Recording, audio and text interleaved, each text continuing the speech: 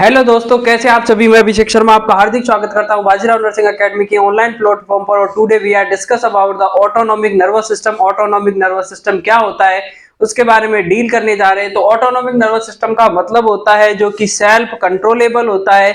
Auto का मतलब होता है सेल्फ, जो अपनी मर्जी से होता है। लेकिन अगर इसमें पूछा जाए कि ऑटोनॉमिक नर्वस सिस्टम को कंट्रोल कौन करता है, तो इसमें आंसर देना होता है कि हाइपोथैलेमस होता है।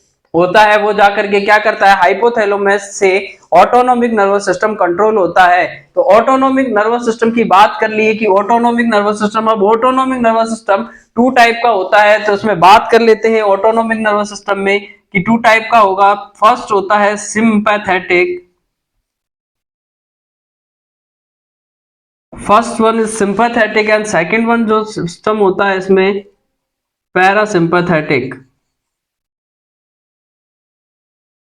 Sympathetic and parasympathetic two type का होता है।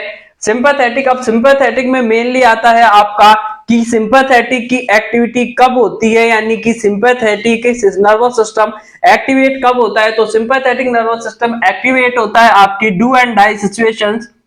अगर कोई स्ट्रेसफुल सिचुएशंस होती है या स्ट्रेस वाली कंडीशन होती है या डू एंड डाई सिचुएशन होती है, करो या मरो की स्थिति में डू एंड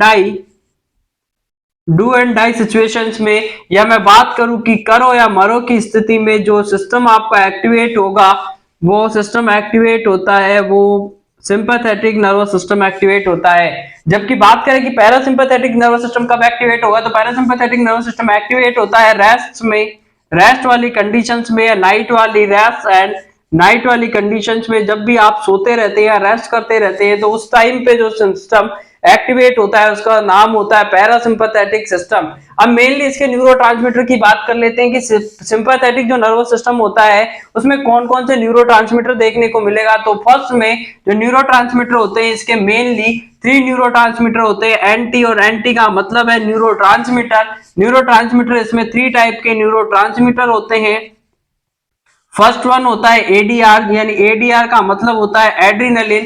एड्रीनलिन जैसे कि नॉर एपिनेफ्रिन, और एड्रीनलिन होगा, एपिनेफ्रिन होगा, और एपिनेफ्रिन को ही एडीआर के नाम से जानते हैं। नॉर एपिनेफ्रिन होगा, नॉर एडीआर होगा, एंड डोपामिन। यानी कि मेनली इसके तीन टाइप के न्यूरोट्रांसमीटर होता है। फर्स्ट होता है एडीआर, और एडीआर को नाम दिया जाता है एड्रीनलिन, और एड्रीनलिन को ही एपिनेफ्रिन के नाम से भी जाना जाता है। Epinephrine, nor ADR, nor ADR को कहते हैं नॉर एपिनेफ्रिन,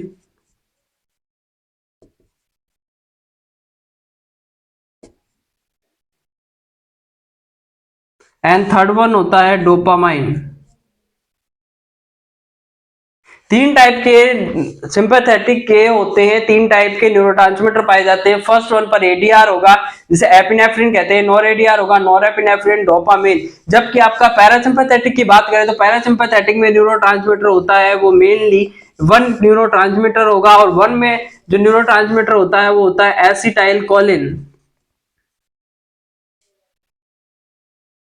एसिटाइल कोलिन, और जिसे एसीएच के नाम से जाना जाता है। एसीएच का मतलब होता है एसिटाइल कोलिन, जो कि पैरासिम्पैथेटिक का नर्वस न्यूरोट्रांसमीटर होता है।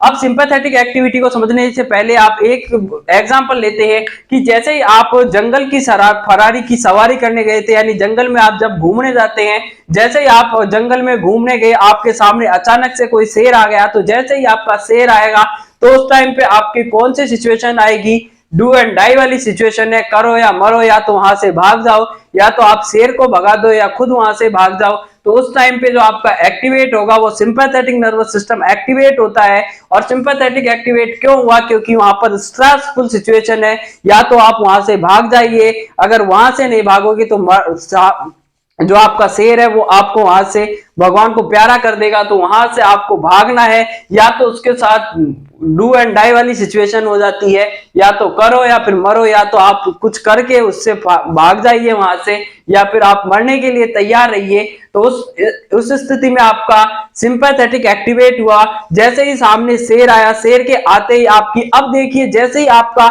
अब आपको प्रैक्टिकली देखना है कि जब भी आपके कोई भी अगर स्ट्रेसफुल सिचुएशन होती है तो उसमें आपका जो बॉडी के सिस्टम होते हैं, जो आपके पूरी बॉडी के एनाटॉमिकल सिस्टम होते हैं उस पर क्या क्या प्रभाव पड़ता है, एक बार आप प्रैक्टिकली सोच कर देखिए, अपने आप इसका आंसर मिलने लगेगा कि जैसे ही आपके सामने शेर आया या आपके पीछे कुत्ता पड़ गया, या जब भी आप कहीं घूमने गए थे सोना बाबू के साथ में और वहां पर उसके पिताजी आ गए पीछे से, अब पिताजी आ गए तो क्या हुआ, उसके बाद में आपकी जो कंडीशन है उसके बारे में देखते हैं। तो वहां पर जैसे ही सोना बाबू के पिताजी हैं, उसने देखा है पीछे से वो लेकर के चप्पल जूते आपके पीछे भाग रहे हैं, तो उस टाइम पे आपकी हार्ट रेट होगी वो बताइए कम होगी या ज्यादा होगी। जब भी आपके कोई भी स्ट्रेसफुल सिचुएशन होती है तो हार्ट रेट होती है वो बढ़ जाती है, यानी हार्ट रेट होगी इंक्रीज हो जाएगी, बिल्कुल हो जाएगी। रेस्पिरेटरी रेट होगी, आरआर होगा वो भी बढ़ जाएगा, रेस्पिरेशन बढ़ जाएगा।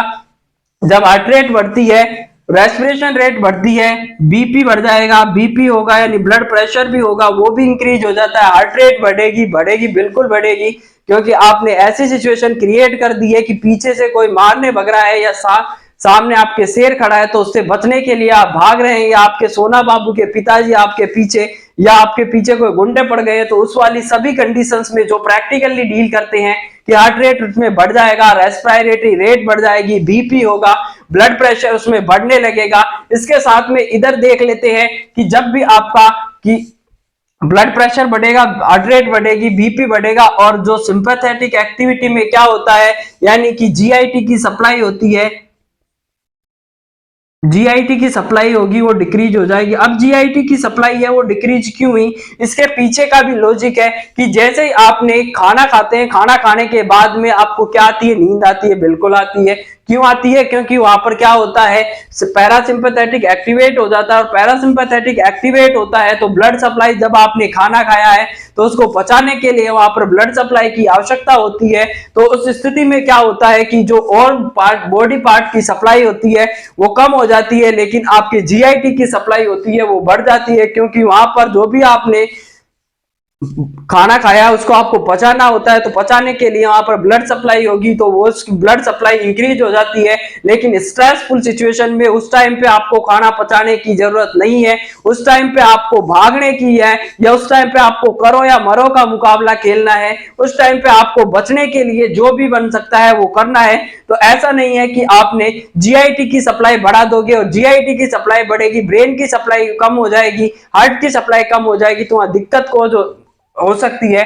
तो इसलिए वहां पर क्या होता है, जीआईटी की सप्लाई कम हो जाएगी, जिससे क्या होगा, ब्रेन की सप्लाई बढ़ जाएगी, और आपकी मसल्स की वगैरह में या आपकी हार्ट की सप्लाई बढ़ जाएगी, उसकी वजह से हार्ट रेट बढ़ेगा, ब्लड प्रेशर बढ़ेगा, रेस्पिरेटर रेट बढ़ेगा, जीआईटी की सप्लाई कम हो जाएगी। और इसके साथ में क्या होता है, ब्रोंकस होते हैं, ब्रोंकस का डायलेशन हो जाता है, यानी ब्रोंको डायलेशन देखने को मिलेगा, ब्रोंकस का डायलेशन हो जाएगा, ब्रोंको डायलेशन के नाम से जाना जाता है, क्योंकि जब भी आप भगते हैं तो भगने के लिए आपको क्या करना पड़ता है, आपको रेस्पिरेशन की आवश्यकता होती है, ज्यादा से ज्यादा ऑक्सीजन की रिक्वायरमेंट होती है। अब जब अगर आपका ब्रोंकस ही कॉन्स्ट्रिक्शन है तो वहां पर आपको ऑक्सीजन की आवश्यकता की पूर्ति नहीं होगी, और उसकी वजह से आपको इस्चेमिया या फिर आपको नेक्रोसिस या आपके वहां पर ऑक्सीजन की कमी, हाइपोक्सिया वाली कंडीशन डेवलप हो जाएगी। तो वहां पर क्या होता है कि ब्रोंकस का डायलेशन होना स्टार्ट हो जाएगा। इस साइड में बात कर लेते हैं कि पैरासिम्पैथेटिक में, और अगर मैं बात करूं कि हार्ट रेट बढ़ेगा रेस्पिरेशन रेट के साथ साथ में, यहां पर क्या होता है, प्यूपिल का डायलेशन हो जाएगा, और प्यूपिल के डायलेशन को कहा जाता है माइड्रियासिस।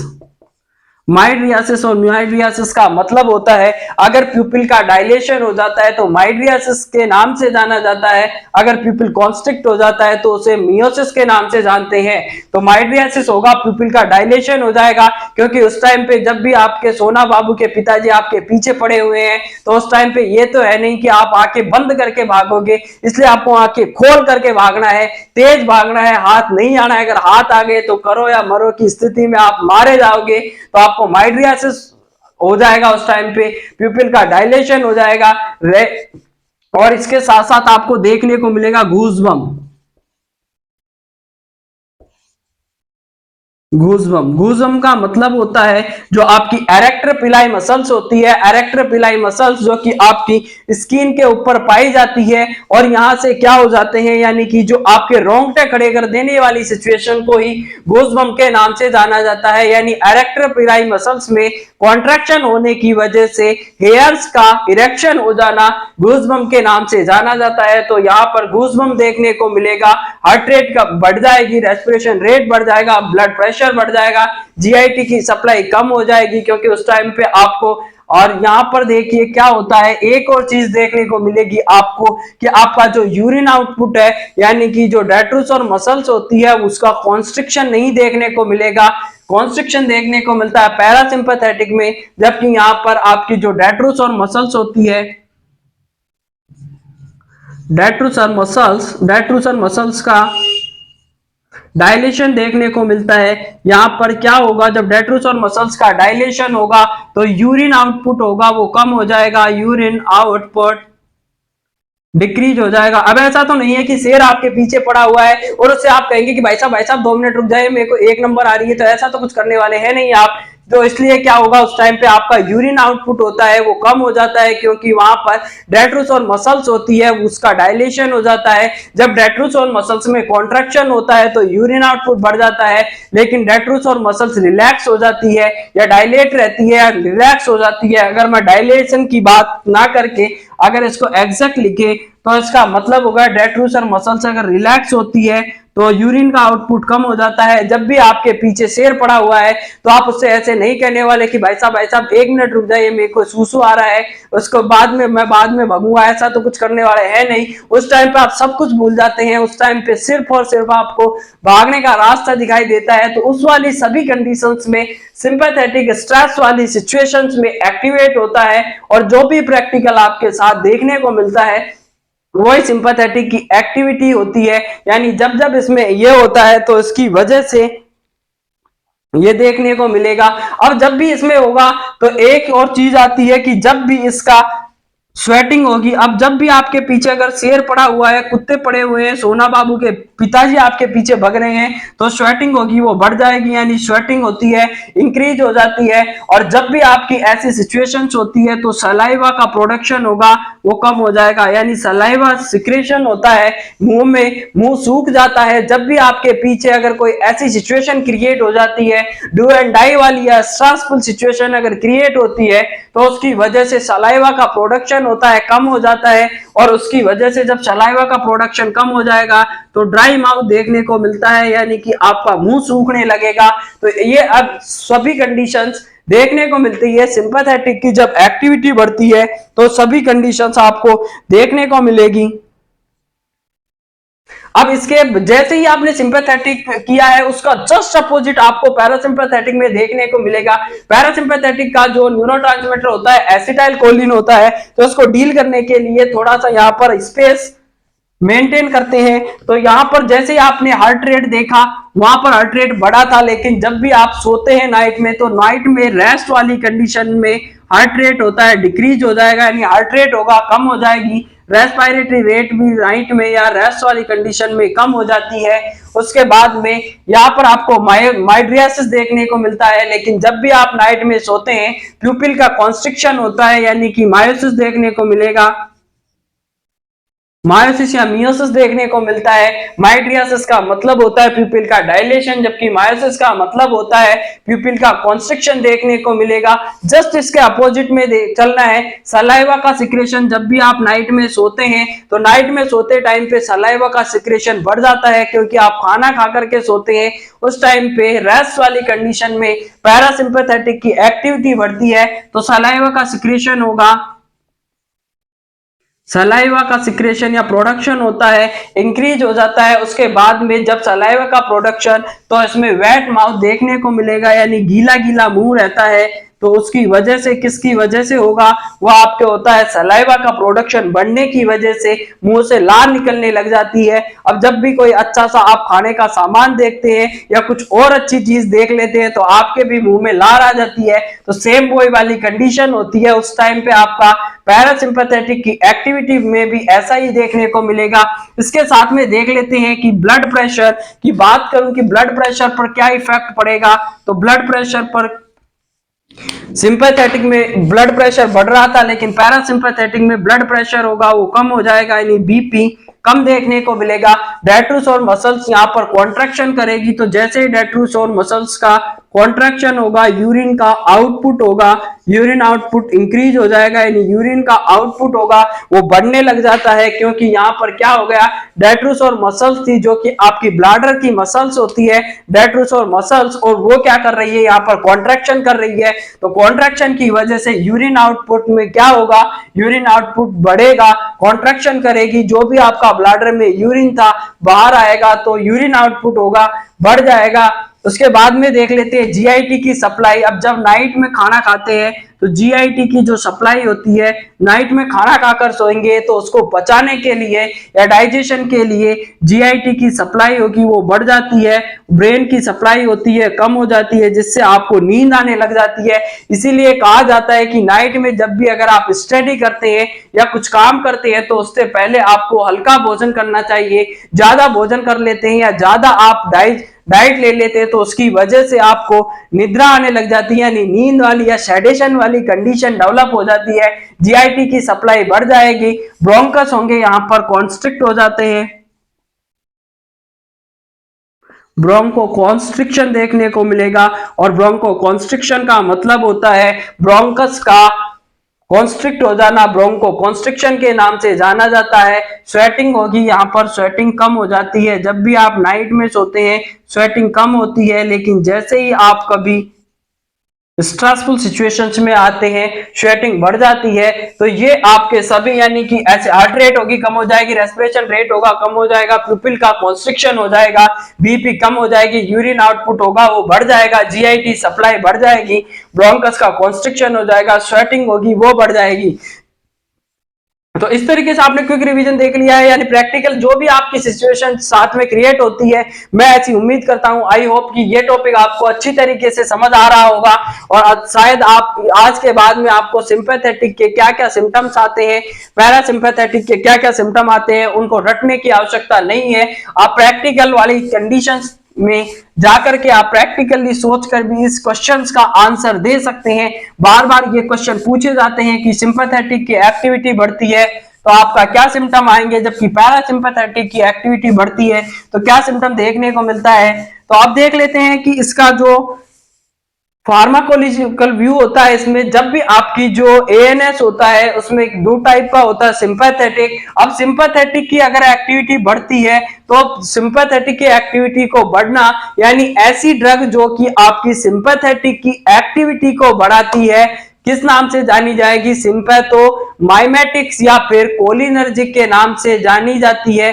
गलत बात है, यानी कि जब भी आपकी सिंपैथेटिक की एक्टिविटी बढ़ती है तो उसे किस नाम से जानते हैं, सिंपैथोमाइमेटिक्स एंड एड्रीनर्जिक के नाम से जाना जाता है। जबकि पैरासिम्पैथेटिक की अगर ऐसी ड्रग जो कि पैरासिम्पैथेटिक की एक्टिविटी को बढ़ाती है, कोलिनर्जिक ड्रग कहलाती है। जबकि ऐसी ड्रग जो कि सिंपैथेटिक की एक्टिविटी को बढ़ाती है, एड्रीनर्जिक ड्रग के नाम से जाना जाता है या सिंपैथोमाइमेटिक्स के नाम से जानते हैं, यानी कि एड्रीनर्जिक, एड्रीनर्जिक या फिर इसी को नाम देते हैं सिंपैथोमाइमेटिक्स।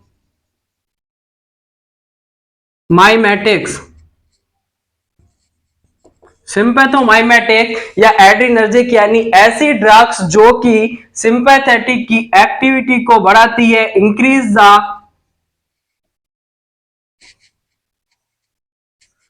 सिंपैथेटिक एक्टिविटी, सिंपैथेटिक की एक्टिविटी को बढ़ाती है।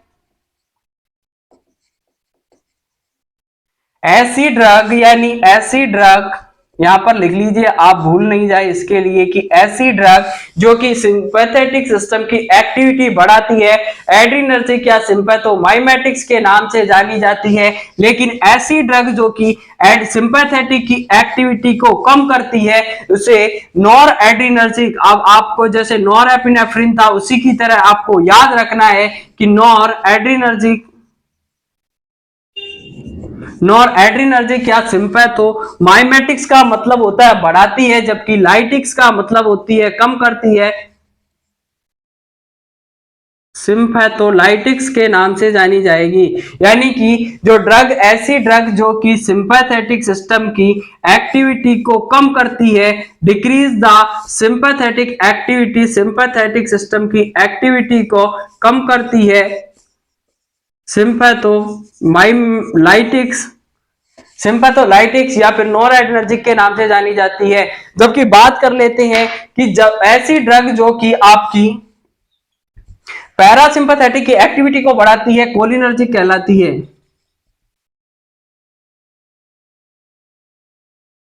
कोलिनर्जिक का मतलब होता है ऐसी ड्रग जो कि पैरासिम्पैथेटिक की एक्टिविटी को बढ़ाती है,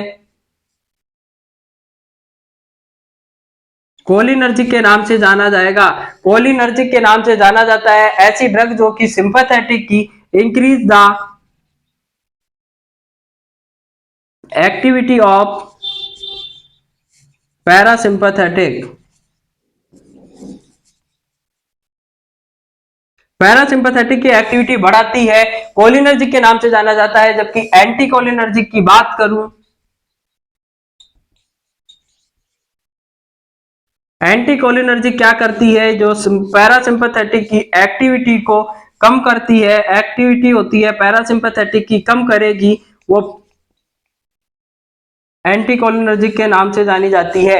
यानी कि ऐसी ड्रग जो कि एड्रिनर्जिक कहलाती है, एड्रिनर्जिक का मतलब होता है, उसे एड्रिनर्जिक या सिंपैथोमाइमेटिक्स के नाम से जाना जाता है। ऐसी ड्रग जो कि आपकी जाकर के सिंपैथेटिक की एक्टिविटी बढ़ाती है, एड्रिनर्जिक सिस्टम के नाम से, एड्रिनर्जिक या सिंपैथोमाइमेटिक ड्रग के नाम से जानी जाती है।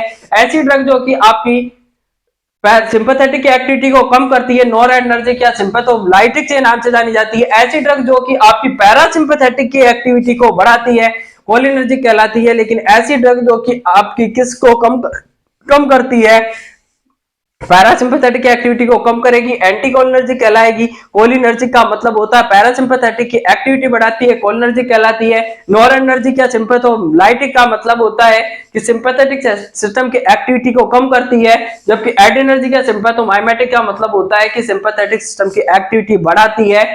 क्या कहलाती है, एड्रेनर्जिक या सिंपैथोमाइमेटिक्स कहलाती है। कि कुछ इस तरह से बुन अपनी तकदीर के धागे की पूरी कायनात को भी झुकना पड़े आपकी जिद के आगे। आपकी जिद इतनी मजबूत रखिए कि आपको दुनिया को झुकाने का आप में साहस होना चाहिए। अगर आप इसी तरीके से मेहनत करते रहिए, एक दिन आपका जरूर नाम होने वाला है, क्योंकि बैठे बैठे यूं जय जयकार नहीं होती, कोशिश करने वालों की कभी हार नहीं होती। जो पत्थर भी तोड़ देते हैं, पत्थर को पिघला करके पानी बना देते हैं, मेहनत तो वो चीज है जो पत्थर को पिघला करके भी उसमें पानी बना देती है। तो इसी तरीके से आप कठिन परिश्रम करते रहिए। सफलता का कोई शॉर्टकट नहीं होता है, सफलता एक दिन में नहीं मिलेगी, लेकिन एक दिन आपको जरूर मिल जाएगी। और उस दिन के लिए आपको सतत प्रयास या कंटिन्यूएशन में आपको मेहनत करनी होगी। तो इस तरीके से अगर वीडियो पसंद आया तो लाइक शेयर एंड सब्सक्राइब जरूर करें, बेल आइकन को प्रेस करें, टेलीग्राम चैनल को भी सब्सक्राइब कर लें। मिलते हैं आपसे नए टॉपिक में नए वीडियो के साथ, तब तक के लिए जय हिंद, जय भारत।